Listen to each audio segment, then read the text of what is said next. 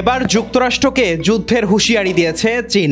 দেশটি সতর্ক করে বলেছে তারা যুক্তরাষ্ট্রের সঙ্গে যে কোনো ধরনের যুদ্ধের জন্য লড়তে প্রস্তুত। মার্কিন প্রেসিডেন্ট ডোনাল্ড ট্রাম্পের ক্রমবর্ধমান বাণিজ্য শুল্কের বিরুদ্ধে পাল্টা শুল্ক আরোপের পর যুক্তরাষ্ট্রকে কড়া বার্তা দিয়েছে চীন।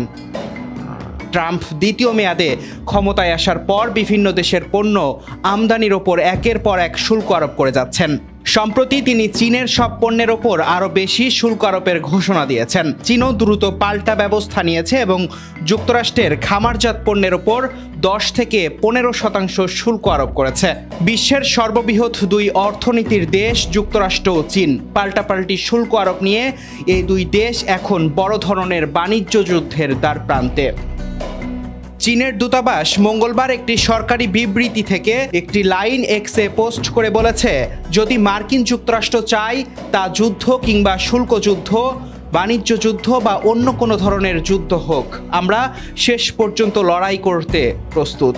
এটি ছিল ট্রাম্প প্রশাসনের বিরুদ্ধে চীনের অন্যতম কঠোর বক্তব্য, যা এমন সময় এসেছে যখন বার্ষিক ন্যাশনাল পিপলস কংগ্রেস উপলক্ষে বেইজিংয়ে দেশটির শীর্ষ নেতারা একত্রিত হয়েছেন। এদিকে বুধবার চীনের প্রধানমন্ত্রী লি কিয়াং ঘোষণা করেছেন, চীন এবছর প্রতিরক্ষা ব্যয় 7.2% বাড়িয়ে দেবে।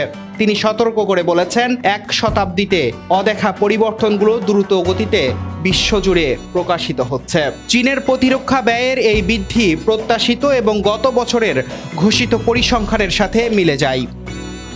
চীন নিজেকে স্থিতিশীল ও শান্তিপূর্ণ রাষ্ট্র হিসেবে তুলে ধরতে আগ্রহী, কারণ বেইজিং অভিযোগ করেছে যে যুক্তরাষ্ট্র ও মধ্যপ্রাচ্য ইউক্রেনের যুদ্ধে জড়িয়ে পড়েছে। এদিকে চীন ট্রাম্পের শুল্ক নীতির ফলে ক্ষতিগ্রস্ত মার্কিন মিত্র কানাডা ও মেক্সিকোর মতো দেশগুলোর সঙ্গে সম্পর্ক উন্নয়নের সুযোগ খুঁজছে।